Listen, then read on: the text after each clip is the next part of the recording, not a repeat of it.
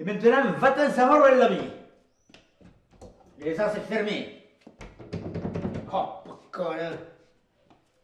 Dis, tu n'aurais pas vu mon journal par hasard? Oui, je l'ai vu. Et où c'est que tu l'as mis? Et à sa place. À sa place, à sa place. C'est où sa place? Là où tu ne le mets jamais. Chaque fois que tu ranges, comme tu dis, et après c'est le bordel. Comment tu veux trouver quelque chose?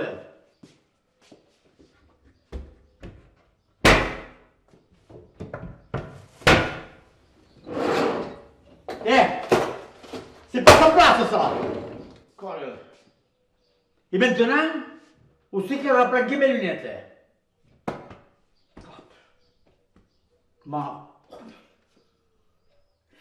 Quand je le dis qu'elle me rendra à Cabourg,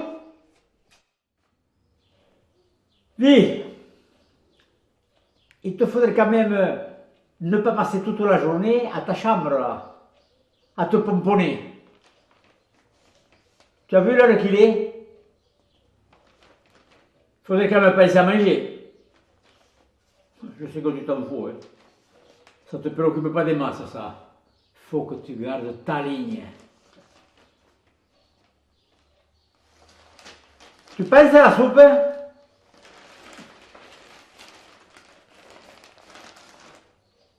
Alors, tu es sourde, hein? Tu es sourde comme tu veux, là, hein? Eh, quelle soupe tu as préparée aujourd'hui? La soupe des mourets. Ça, je m'en doutais, hein? Depuis le temps que je l'avale, hein? Si tu étais un peu plus caressant, un peu plus attentionné, peut-être que tu pourrais manger une autre soupe. Eh bien, ce refrain aussi, je le connais. Alors, tu tournes la page et tu me laisses lire tranquillement le midi olympique que tu m'avais planqué. Oh, toi et ton midi olympique, j'en ai un couffle, tu m'entends? Toutes les après-midi, entraînement, soi-disant. L'après-souper, les matchs à la télé.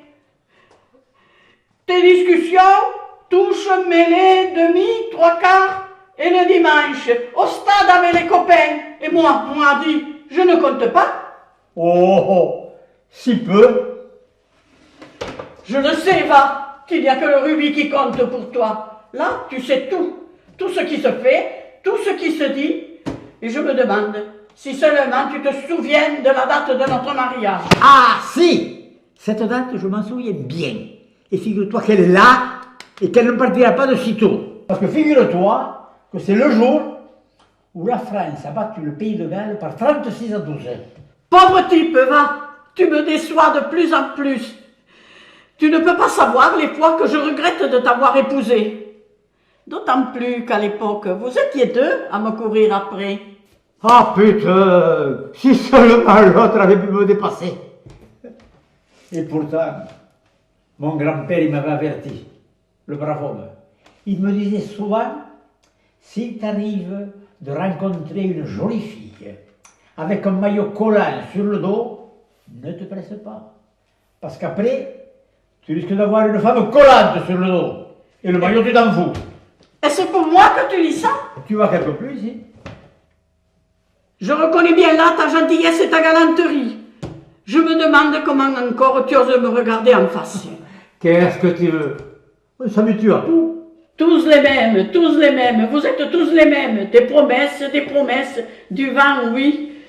Et dire que le jour de notre mariage, tu m'avais promis un tas de choses.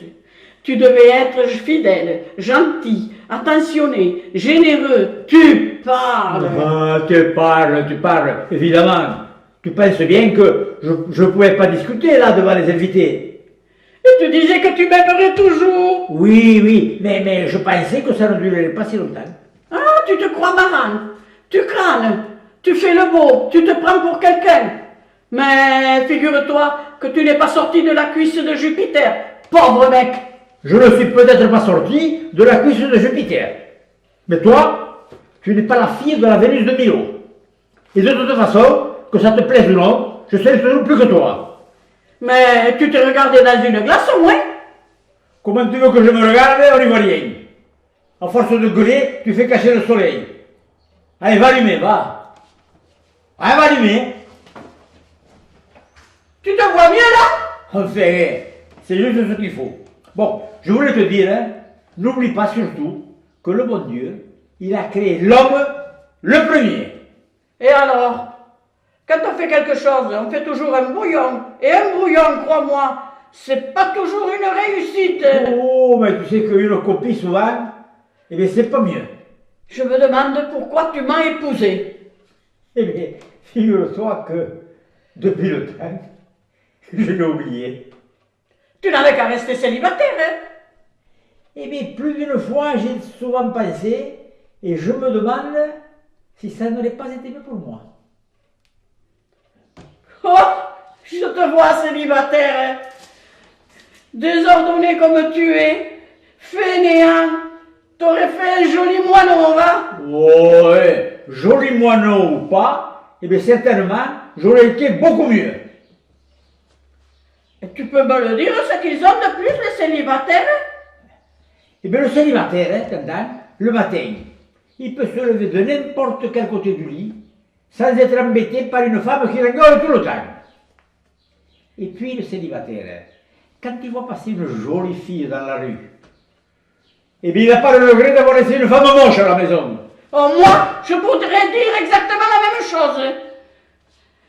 Quand je fais la comparaison, elle n'est pas toujours en ta faveur, tu sais. Tu ne ressembles pas à une Casanova, mal foutue.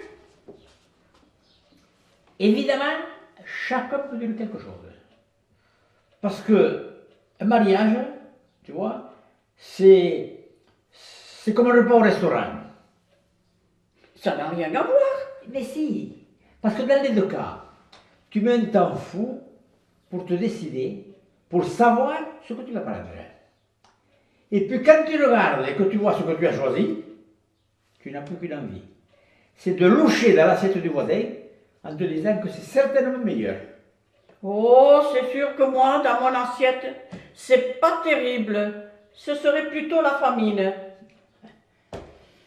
Je crois que tu vois que il faudrait choisir un conjoint comme on choisit un député pour 5 ou 6 ans.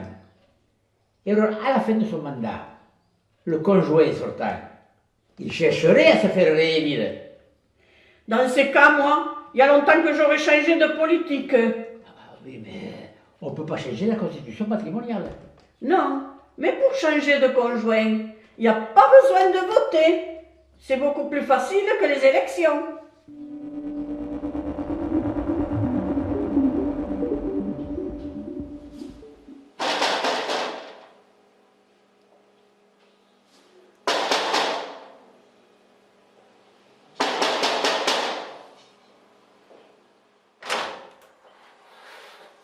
C'est lui! Bonjour, c'est moi le facteur. Partout où entre mon cœur, j'apporte le bonheur. Bonjour, facteur. C'est vrai qu'en vous voyant, vous apportez un rayon de soleil. Entrez, facteur! Entrez, facteur, entrez! Dites, au lieu d'un rayon de soleil, j'aurais préféré que vous m'apportiez un gros mandat. Oh, toujours l'argent. Avec toi. Regardez comme il est gentil. Il sait dire des choses aimables, lui, au moins. Allez, asseyez-vous. Vous avez le temps, non? Oh, ben j'ai pas trop le temps, mais bon, on va le prendre. Dites, facteur, Oui, est-ce que vous êtes marié? pas exactement. Alors ça explique beaucoup de choses.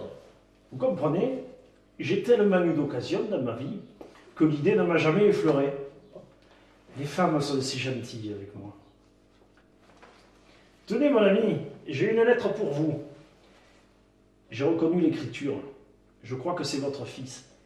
Je crois savoir pourquoi il vous écrit. Il est si brave, ce petit. Je suppose qu'il va très bien et que certainement il va devenir sergent. Il est si intelligent. Naturellement, il doit vous demander de l'argent. Quoi? Parlez plus fort. Dans ces cas-là, elle est sourde. Je vous dis que peut-être il a besoin d'argent. Comment? Je vous le dis. Elle est sourde. Je la connais, moi. Hein. Il doit vous demander si vous pouvez lui envoyer de l'argent. Eh bien, puisqu'il gagne si fort, il n'aura rien du tout. L'argent, c'est lui. C'est lui qui paye. Malheureusement, ça, je ne le sais que trop bien.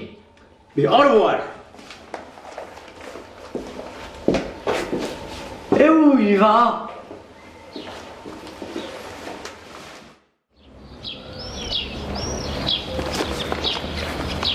Tiens, Georges, la lettre de ton fils.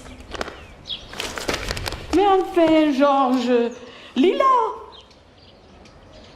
Dites, facteur, j'aimerais tant monter dans la petite voiture jaune de la poste. C'est que je suis en plein travail là, hein. Ça me ferait tant plaisir. Et puis, ça me rendrait tant service. Vous n'avez pas de chance. La petite voiture jaune est tombée en panne il y a 1 heure et j'ai dû prendre la mienne. Ça ne fait rien, facteur. L'essentiel, c'est que je sois avec vous. Bon, écoutez, la poste est toujours là quand un usager a besoin d'un service. Alors, je veux bien vous amener là où vous désirez aller. Tu vois comme il a bon cœur? Il ne dit pas toujours non comme toi. Et je ne vous enlève pas votre femme, hein. Je ne voudrais pas que vous pensiez à mal ou que vous cherchiez à vous venger d'une façon ou d'une autre, hein. Soyez sans crainte. Hein. La meilleure façon de se venger de quelqu'un qui vous prend votre femme, c'est de la lui laisser. Alors, sans rancune, facteur, et grand bien vous fasse. Au revoir. Allez, au revoir. Et merci bien. Bonne journée.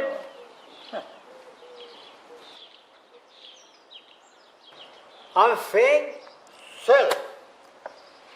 Ah, je vais pouvoir respirer à l'aise.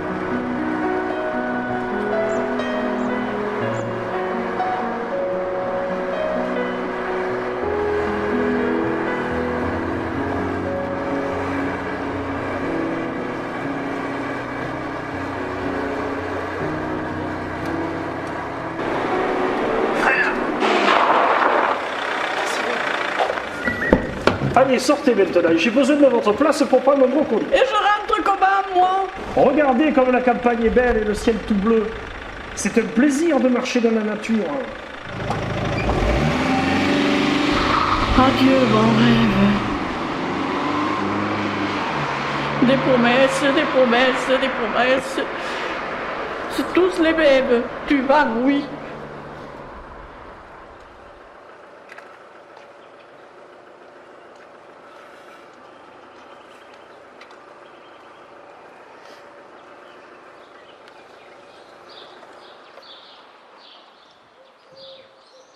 Qu'est-ce qu'il fait Georges là-bas?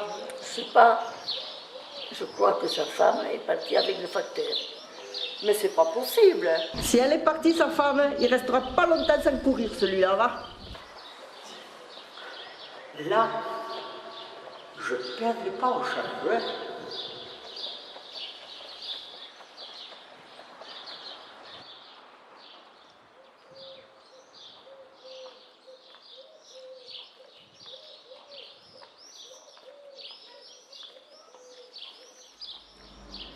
Oh, qu'est-ce que vous faites là-bas? On travaille.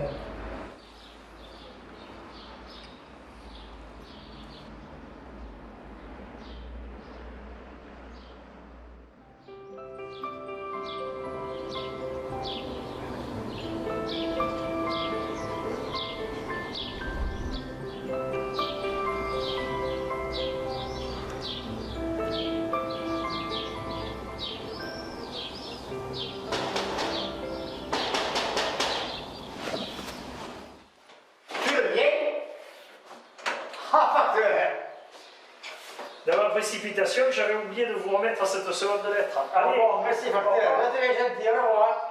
allez, salut. Salut. Bonne journée.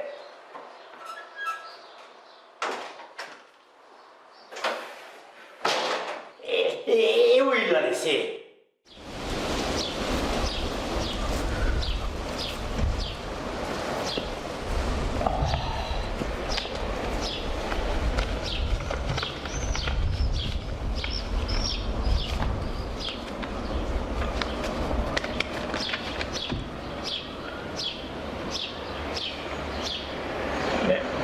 Mais c'est pas possible. C'est pas possible. Chers clients, dans le cadre de la super loterie organisée par les grands magasins Klaxon et La Déroute, vous avez été retenu comme unique gagnant. Oh, mais j'ai une nouvelle conclusion. Encore un voyage pour 2 personnes. Ah non, non, c'est pas une blague, hein. Et en plus, destination au choix. Nouvelle-Zélande et cercle polaire. Ouais, pour une fois, tant pis. Je vais partager avec elle si elle revient. Moi, j'irai en Nouvelle-Zélande voir la Coupe du Monde de rugby. Et elle, elle est avec les Esquimaux. Ça lui rafraîchira les idées. Des promesses, ils sont tous les mêmes. Des promesses, du vent, oui. Salaud, salaud, salaud, salaud, salaud, salaud.